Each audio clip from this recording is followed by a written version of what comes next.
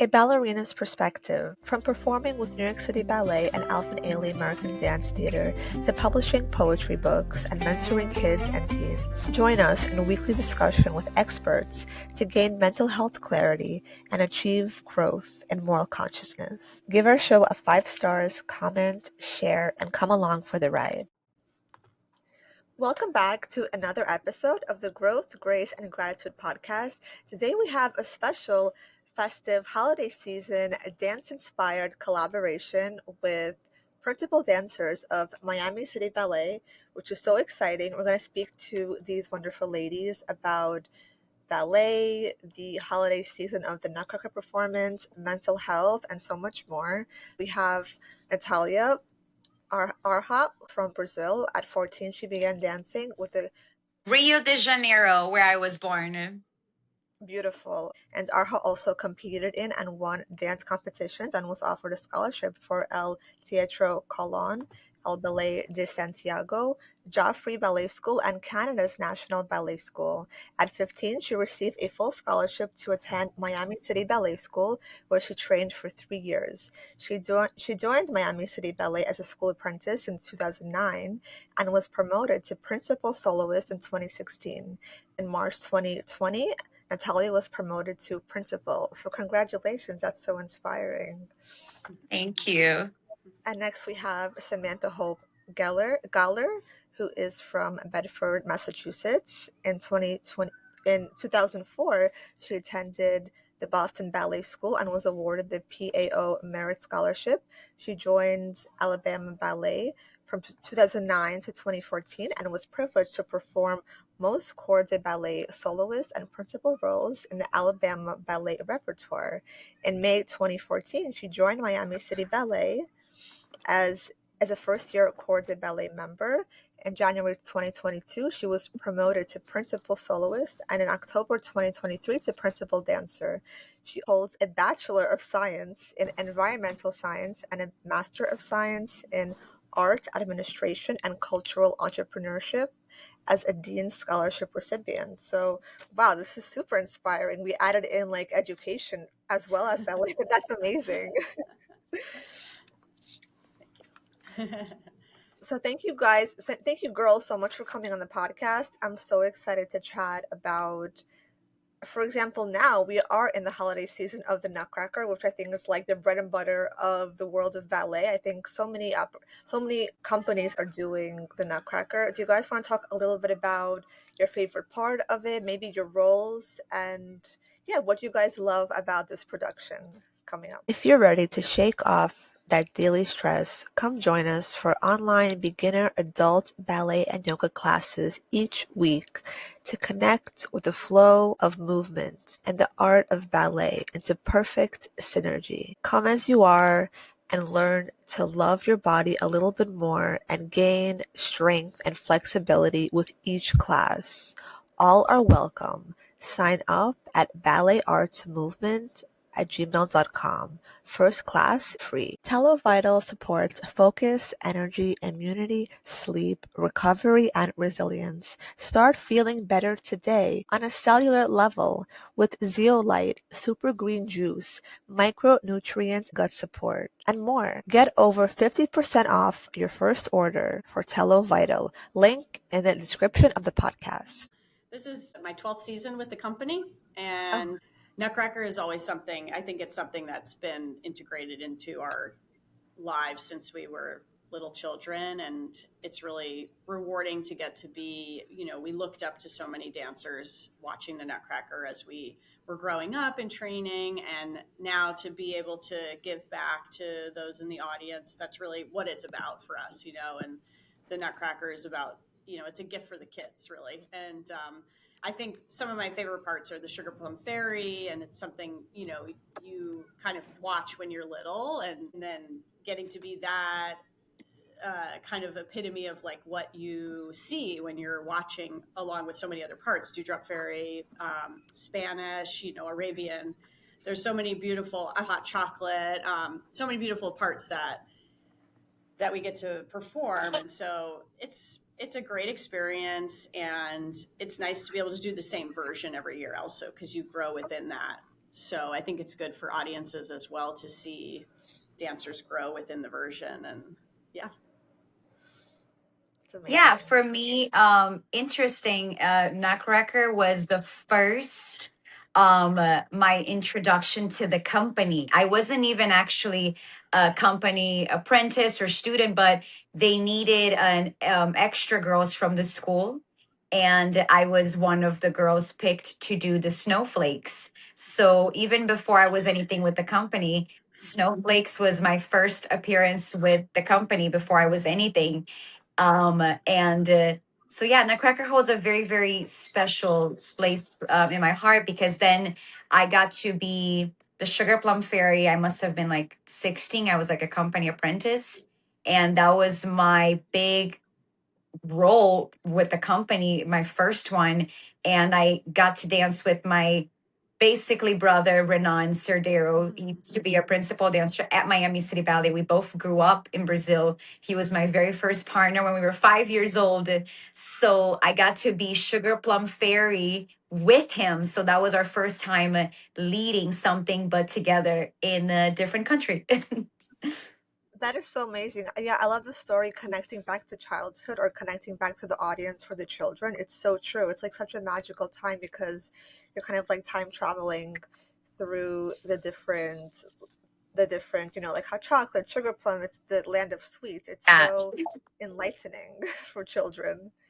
Yeah, and I can't forget to mention, because I also do the dewdrop, and a lot of the kids will ask, "Which one is your favorite, sugar plum or dewdrop?" And I the obvious answer would be the sugar plum fairy, but for my type of ballets that I love to do, the jumping, the turning, I always say actually dewdrop is my favorite, because she's quick and it's jumping. It's like all the fun steps of ballet in one part. Exactly. Yeah, it's so true. I think sometimes when you're in the mood to be like the free spirit vibe, you want to be the dewdrop, but when you want a more like graceful, slow, romantic vibe with the partnership, you're like, I want to be sugar plum. So it's like whatever mood you're in, Right. you have like a different. Exactly. I grew up with the School of American Ballet, so I remember doing as a kid Nutcracker, which I loved so much. I did Polygirl. She comes out this big skirt of Mother Ginger, which was super super fun. So I'm just like throwing it back to my own journey, which was so fun. And I actually did 2 summer programs at Miami City Ballet, so it's so exciting. And I think it was there from 2015 2016. So I'm not sure if I saw you guys there, but it's like I was there at that time. So it's a We beautiful were here. opportunity. Oh, that's amazing. Yeah, it was so fun. It was so exciting. When it comes to for professional dancers, I know it's so hard to kind of create balance in your personal life and in your mental health. For example, how do you guys balance it if you do?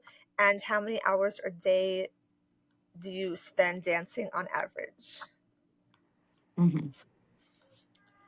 I think we spend about, you know, Nathalia and I have both worked our way through the ranks, and so we've had a lot of perspective on different.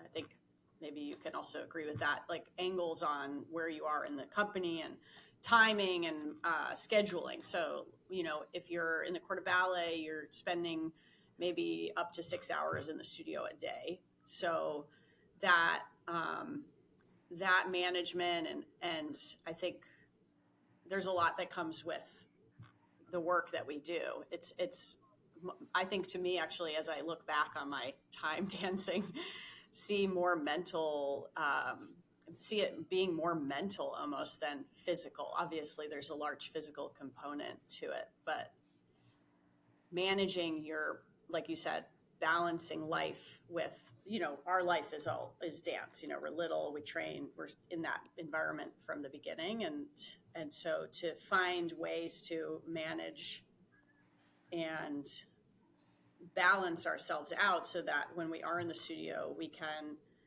give ourselves fully to dance, but also know that we have our outside lives that even us in a way let us detach in a way to form a healthy relationship with ourselves in the industry. And I think it's, for me personally, it's been a journey of mental health has been a journey.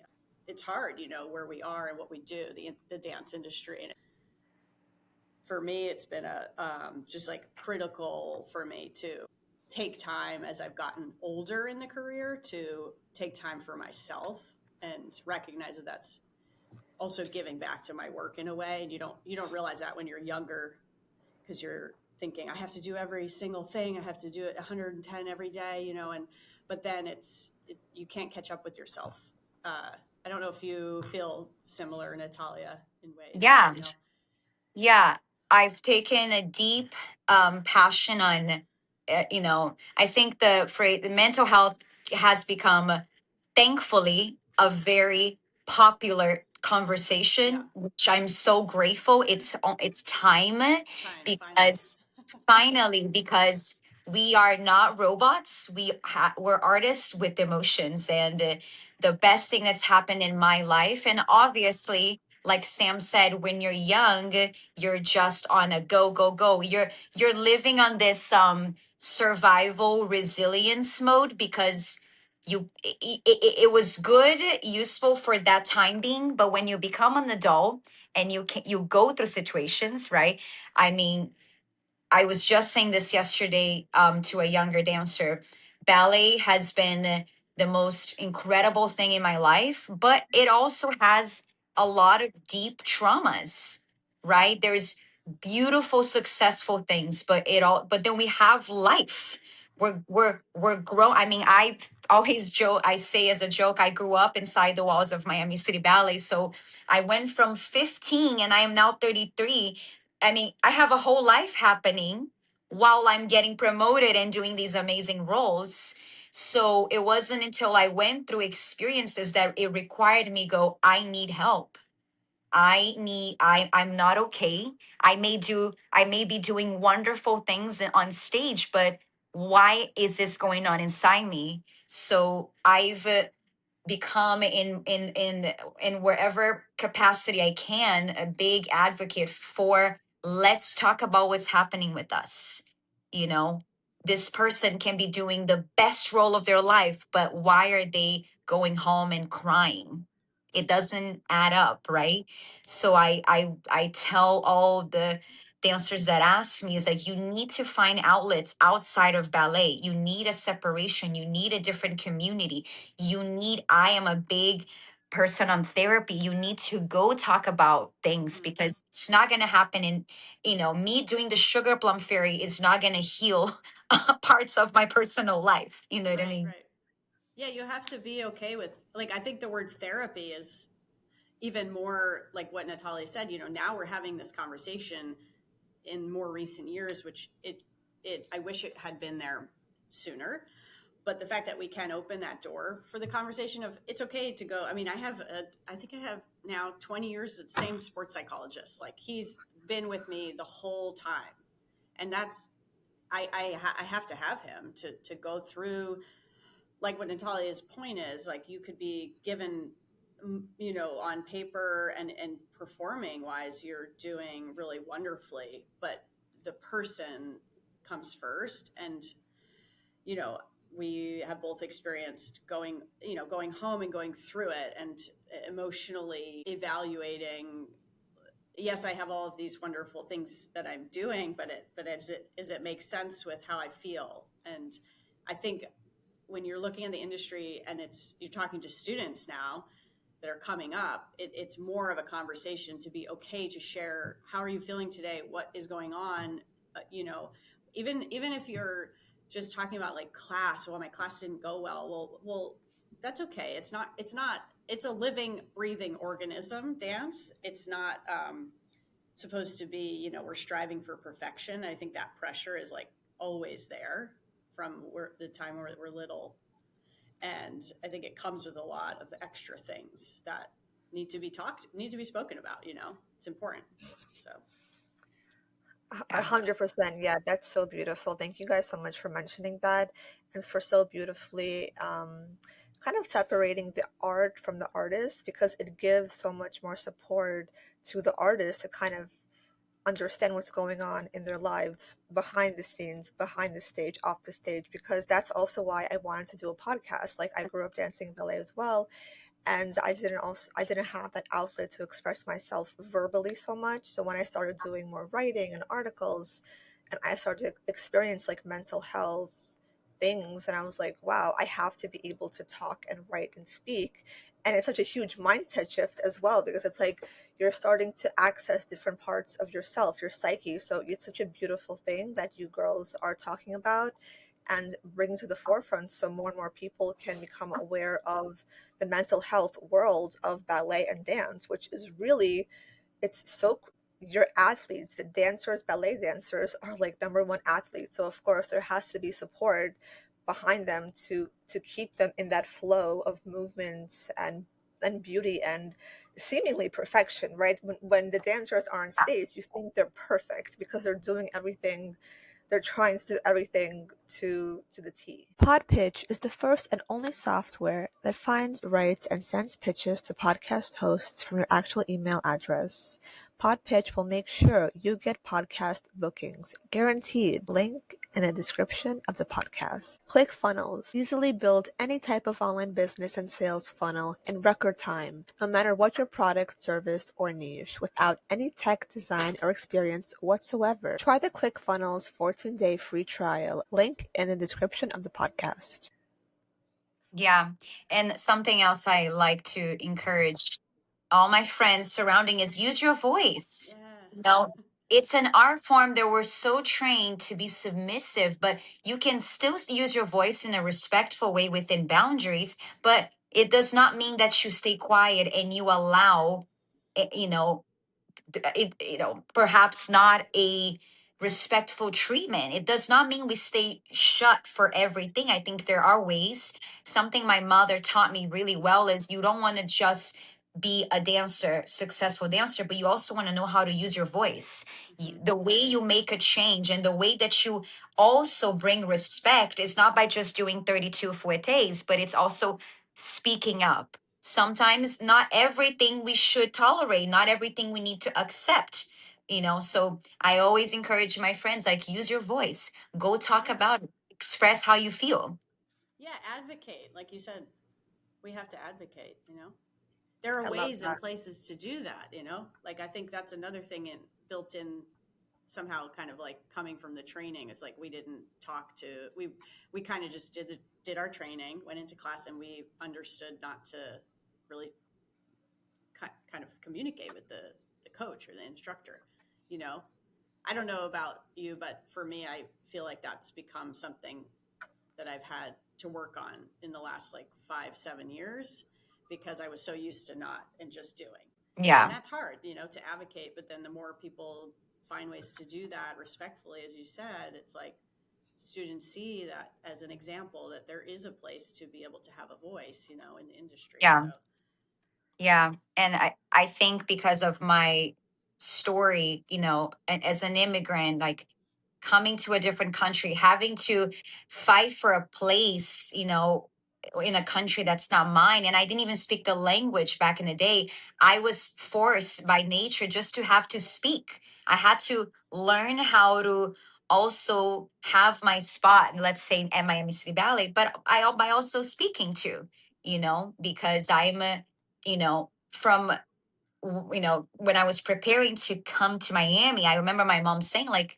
you are, this is a spot that's been given to you that they could have given to an American student, that they don't have to pay for your visa.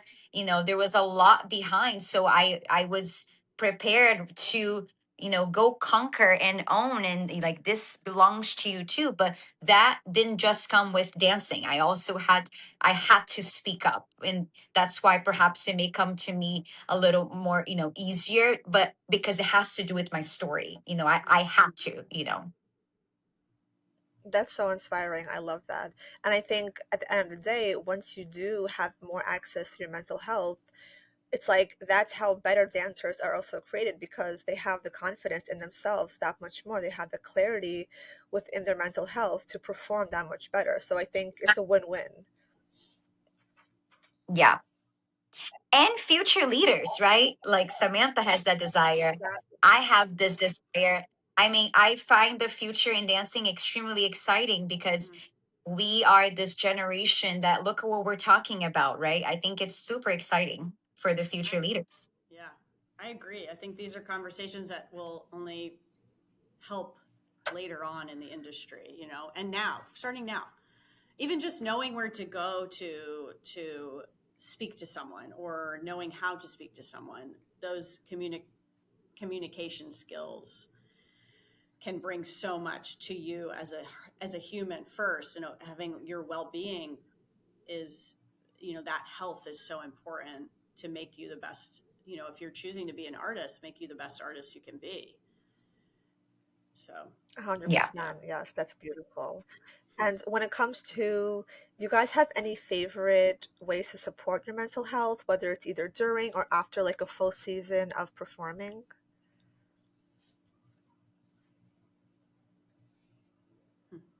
it's daily. I mean, it's something that has to be worked into your routine. You know, you're going into a season. For us, we have a season that runs August to May, and then there may be, you know, work in the summer.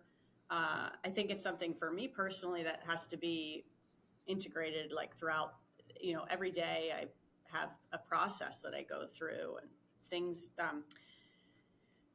you know, different training your mind in a way of how to prepare yourself for the day, even just to know, okay, what does my day look like? And how, you know, how am I feeling going into this rehearsal? And how am I feeling speaking to this person? And, you know, you're navigating a lot of elements. It's not just dancing. There are other aspects to the job that we do, and the pressure that we have put on ourselves as well. Again, I speak to a sports psychologist, which has helped me tremendously. So, Yeah, things. no, exactly. Yeah, 1000%. For me, incorporating my healing journey, which I have my community outside of Miami City Ballet, where I am there Thursdays and Saturdays, which it's my healing community. We have support groups. I'm constantly with women. We sit and we talk about things that are happening. And I love talking to people that don't understand a thing about ballet, because they bring such great perspective. And I was teaching at a summer program, and I told the students, I said, guys, go make friendships outside of ballet. There is something so beautiful that Sam and I will always have amazing memories together. But one of the, I find the things to have a healthy career is you need life outside. You need to walk through the outside the door and disconnect. You need to talk about, learn about the world's problems. Don't just think about casting, because there's so much more than that. Otherwise, you leave it. You're living in this bubble where things start becoming a big deal when they're really not. Yeah. It's really not. It's not that it's not valid, because obviously we want to dance. You want to be on stage. But when you have life outside of your own job, when you're able to separate, something I always say too is, ballet is your job. It's, to me personally, it's not my identity, because one day that is going to end, and then what is going to happen to you? You will crumble. Yeah. If that is all you are, that's a dangerous path, because you will crumble. You have to separate, that's my gift, that's my job. And start from a very young age, where you can have friends that are not dancers, and you can talk. It's a way of, I believe, staying healthy within this art form. That's a great point. Like, you're seeing it in different, you see your work too in a different perspective, because when Yes. you're speaking to someone that is not familiar with the art form, they see, wow, this is really amazing that you do this. Not, well, I didn't, you know, the casting, I think it's something that holds you. And when you're not familiar with like an outside community, or you haven't maybe thought about, okay, it's okay to do that, you know, it's okay to Yeah. go be friends with, find another community. It has a hold over you. And like Nathalia said, there is this point where that will not be there. The casting will not be part of your journey anymore, because you will move on. You know, you're going to move on to a different way, different time or a different place in the industry, maybe. So understanding that it's okay to go outside and be doing things that are not necessarily dance related. I mean, Yeah. friends out, that's your outlet too. And that's who you can lean on Yeah. Yeah. to talk to. And Sam and I are married to non-dancers. Yeah. So I'm sure you feel the same way, Sam, like even just talking to our husbands, and they just bring such different perspective. It's so, I'm like, oh, you're right. It's not that big of a deal. Yeah. I think that's a daily, like we're talking about something and my husband's like, don't worry about it. It's fine. Like, that's no bit. What does that even? And then I'm like, oh yeah, you're right. I guess I don't think about it that way. But we One, need that. We need that balance and that perspective. one time my husband said, it feels a bit like high school, no? I'm like, yeah, Just I guess like you have a point. Oh, I love that. It's like bringing you grounding and connecting you more to earth. I love that so much. And it's such a great advice also for young dancers who are wanting to be perfect, wanting to be, fully in dance, fully in ballet, all and everything. But this advice is so crucial because, yes, take something out of dance, figure out how to connect with mental health or friendships or even, like you mentioned, outlets, hobbies out of dance to truly balance out. I think it's such a like obvious but also very important part of having like a fulfilled life where you're not going to be too obsessed or too focused then on being so perfect. You'll have the other side of things to see like, oh, okay, there's more to life than just that. So it's a beautiful perspective and mindset shift. Again, I love that. Yeah, and I think there's a element of what we do that like naturally puts this idea that you not that you can't do something outside of dance, but that you should only be focusing on dance. And when you look around in the industry today, every company is very different, every school is very different, how they bring their students up, and how parents decide to bring their students up in a way as well, their children up. And it's something that I think, like Nathalia said, it has to be from an early age that you can have a life outside while you're dedicating maybe your life to dance. I look back at my childhood and I there are things that I gave up that I wish I had done in public school, things that I sacrificed to go to ballet that day. And I look back and I'm like, that wouldn't have it's okay. It would have been okay for me to do that fun thing that should have done with my friends. And I wish for students now to know that those choices, as long as you are dedicating your other time to what you feel is your passion, it's okay to be doing the things that you also love outside of that. So just important for. You reminded me of a story, a very short story. This student at this summer program I was at, and after class, came up to me and she was like, Miss Natalia, what should I go home and think about it? And I said, not ballet. You're gonna go home, you're gonna be a child, you're gonna go play, and tomorrow we'll pick it up and you're gonna do it again. So our generation of teachers, they would look at me and go, no, she should go home and think about how she didn't point her foot. And I'm like, and my for me is no, you're gonna go home and forget Miss Natalia, forget your tundus, and you're gonna come back and we're gonna do it again. Because if we have healthy dancers, we will have the I just believe the work will be even better. If the dancers are not well here, how are we, how, it's all connected, Yeah. you know?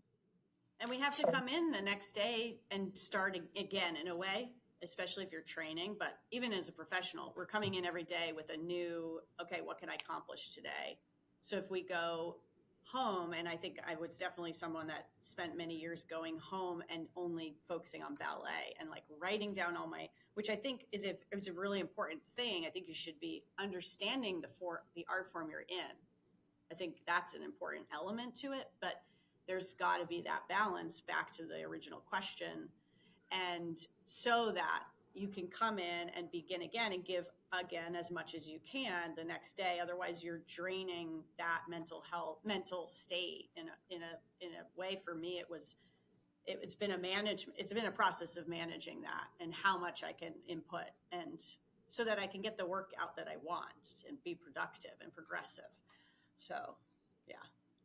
That's so beautiful, and I think this is also opening up the space for parents. Even I think so often parents want to give their kid this obsession to ballet, and this is a beautiful message for parents to kind of also be aware of. Let your kid be a kid, especially if they love ballet. Guide your kid to have a childhood outside of dance. It's so important. I have so many friends who grew up in the dance world where their parents weren't like focused on them like constantly dancing. It's like, yes, when you're in class, like Nathalia said, yes, be a great student, focus, do all the work, practice, and practice makes perfect. But when you are away from the studio, be a kid, like play in the park. Yeah, it's such a wonderful message for Yeah. Go parents. outside. Yeah, my mother, I studied in her school. She was my mom, my teacher, my director. The only reason I'm still standing here and well is because my mother separated things at home. When we were home, she was my mom. And she always makes sure to stay away. Let my teachers guide, and she would learn about it later as the director, obviously, to know each student's progress, but she always kept it at a healthy distance. And that's how I was able to thrive and not fall apart, because I've seen a lot of parents dreaming for their children because perhaps maybe they wanted to be dancers themselves, so they're projecting that unfulfilled dream onto their kids. Unlock your best life with Soul app. Book a holistic wellness experience with a trained guide and start changing your life today with compassion practices, inner healing, food and diet, and so much more. Tap into a healthier and happier life with the #1 purposeful living app in the US, the Soul app, link in the description of the podcast. Sanger Daniel's online seminar promoting a positive message of self-healing with bioenergy work together with live seminars and remote coaching. Use code BIO20 for a 20% discount for our audience. Link in the description of the podcast.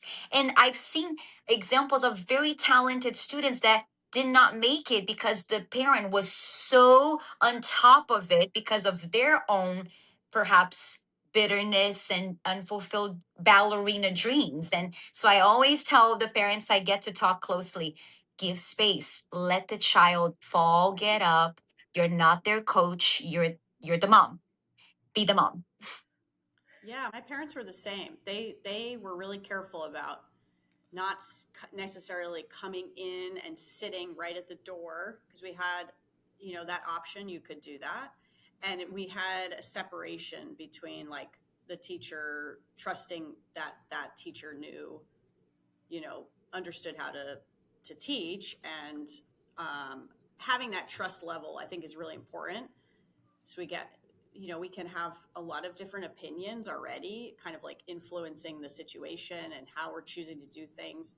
And the other thing I want to talk about, actually mention, because you mentioned go out and play, is social media. Today we're navigating, I mean, when I grew up, we barely had, I wasn't really familiar with Instagram. That's not really something that we had right at our fingertips. Social media wasn't to this point that it's expanded, and today I see the impact, I think, on the younger generations, because I think it limits them from going out. Like Nathalia said, go learn about the world, educate yourselves on what's happening in the news, even just the people that you're in the room with. I think we are constantly, and I'm at fault for this too, constantly on our phones, seeing things that maybe isn't necessarily, you don't know what's real sometimes, and I think it's impacting students and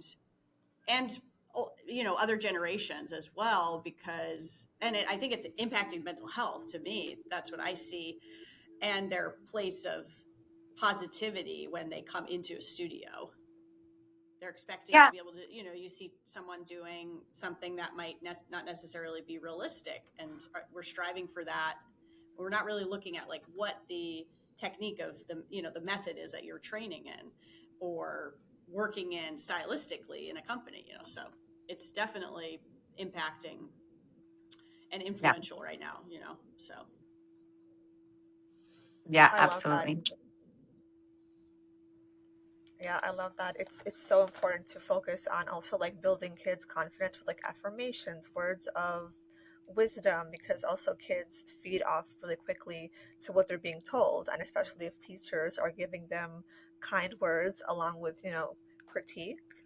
I think that helps also their mental health, like how they form their thoughts and how they think about themselves. Because obviously, dancers can be so critical of themselves and their bodies and their performance. So I think giving them the affirmations and the wisdom, whether it is from like, positive social media accounts or their own teachers and parents, it helps kids, I think, also.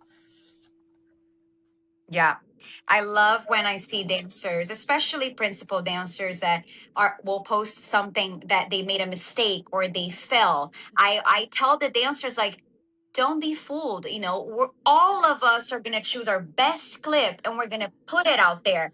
But you go see a live show, somebody will fall from their turns. But we're not gonna put that on social media. So I truly appreciate when I see, especially the higher ranks where the kids look up to, right? They post something, I made a mistake, I lost the front of the stage. I love that. And because it's the real, that's real. We don't normalize the flaws. We think, oh my, like, I mean, you will watch a dancer dancing and they put the best clip, you're automatically going, oh, I need to look like that. I don't do that.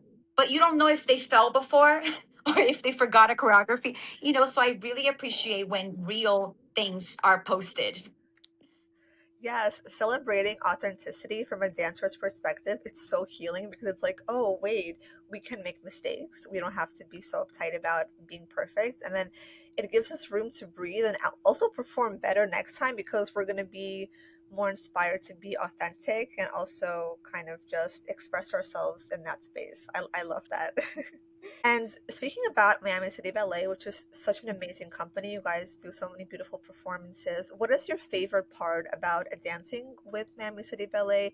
And do you have any goals in dance or in life? You can talk a little bit about that.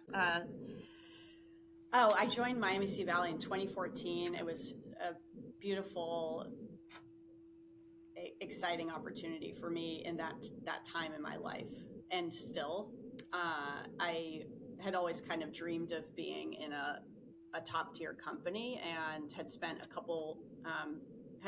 time in a two smaller tiered companies before joining Miami City Ballet. And I think I remember my first performance with the Corps de Ballet, and the girls remember this. I ran into the dressing room, and we had done something. I don't remember. I think it was Romeo and Juliet, and then we were followed by like Mercuric Tidings, which is a Paul Taylor ballet. And it was very dense ensemble work, and I remember being blown away with how it felt to dance in the Corps. I had not felt that, and I had danced in the Corps for years, and it just was the right thing. And it really felt, the camaraderie is really unique here. And I think that's something that I hear from outsiders. Oh yeah, I hear it's like, it's a family, and it really is. I mean, we really are very closely knit. Whether you're hanging out with that person outside or not, you come in and we're all dancers. We all want to be here to dance. That's the point. So I think that's something that I love and noticed about Miami City Ballet right off the bat, and just a really very special place for foundation like that. And I have loved my time growing in the company here. I think Natalia's seen, we've both been here together. Came in after Nathalia, but we've been here for a large chunk of our time as professionals. So to have that experience in one company is really wonderfully fulfilling. So Yeah. It's beautiful. Yeah. So talking about keeping it real, I actually knew absolutely zero about Miami City Ballet. I, my mom was always a balancing lover. She loved Edward Villela. And when it was time, when I was 15, she said to me, if you want to pursue ballet, it's not going to happen in Brazil. We have to send you away. So I auditioned for several places, and one of the scholarships that I received was from Miami City Ballet School. I don't remember, but I said, okay, mom, so where do I go? And she was the one who said, you should go to Miami City Ballet. I think it's going to be the perfect match for you. So there I went. I had no clue who Edward Villela was. I was so young. So that's how I got to Miami City Ballet. And then obviously, like Sam said, I'm in the fortunate rare group of people that this is my only company. Like I've never been anywhere else. So my norm is what Samantha described. We're very tight. I was hired by Edward Villela. So he started obviously this family, true family. Like he wouldn't hire just for technique, but can this person be a match even as a person in here, right? So that carried on, and now we're working with our now my third director, and that is what's always the goal is to maintain that. So I have to say I don't know much about other companies because obviously I didn't dance there, but this ballet world is small. I have friends everywhere. We have friends everywhere, and they always say like this is very unusual. So this is my normal. I'm like, oh, I think every company we're all on WhatsApp together. You guys don't have a group, like, you know. So and we're it's very unique, and even the competition is not something that I hear out there that I'm like, oh, this is very toxic, and that's just not what it is here. So this is all I know, and obviously that place has held every stage of my life. And you talked about goals, and something that I I'm stepping in now into becoming a choreographer is something that I'm loving, and I would love to continue exploring that. And who knows, one day, I remember I said in this interview when I could barely speak a word of English, and I was like, wow, this girl was very confident because he asked, what is your dream? And I said, to become a principal dancer of Miami City Ballet. And that 15-year-old inspired me. And I said, you know what? I hope one day I can choreograph inside my own home at Miami City Ballet. So I'm just gonna put that out there too. That's another goal of mine is to continue inside my home. That is so beautiful. It's like, yeah, speaking of Edward Villela, I remember he came into our class during one summer, during the summer program, and he was giving us a class, and it was so beautiful to be in his presence. You're right, it's not just technique. He really focused on like the artistry, like the upper part of the body, like not forgetting the beauty of the expression of every part of movement. It was such a gift to have him come there. And we also had Mary Carmen Couture, which was so beautiful, such a beautiful dancer as well. So it's so amazing. Yes. Yeah. Yeah. Adding on to that, I think when you look at the history of Miami City Ballet, you're looking at generations of dancers that have impacted and influenced how it is today. And so it's great that we are able to continue that. I think sometimes when you look at companies, that history isn't integrated, and we've been able to keep that. And I think it's really lovely and makes it even more impactful for us to get to dance in the company, to be here.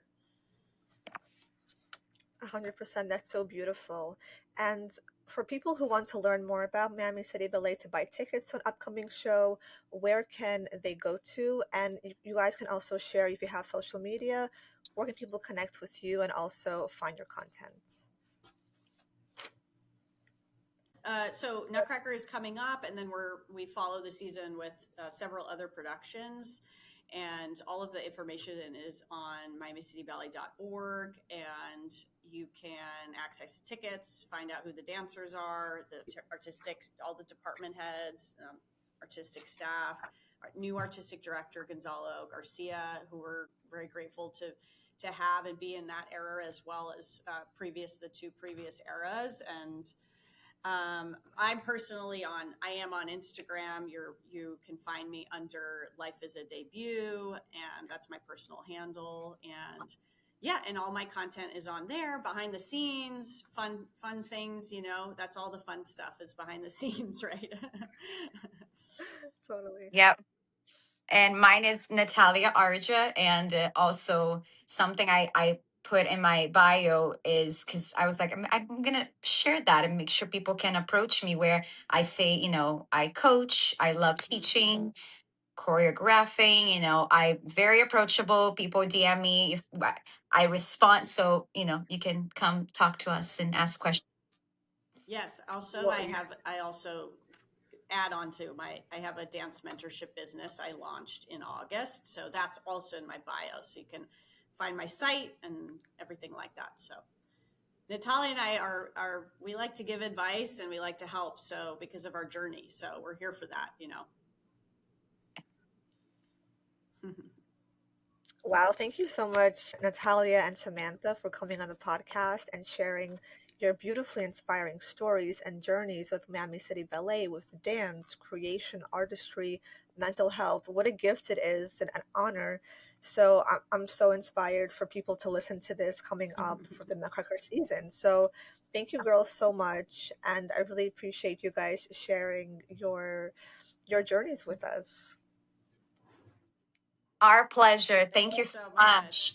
And we're grateful for outlets like yours to be able to, have conversation. We're not dancing here. We're talking, and I hope for more of this. So thank you. Thank you so much for having us. Thank you.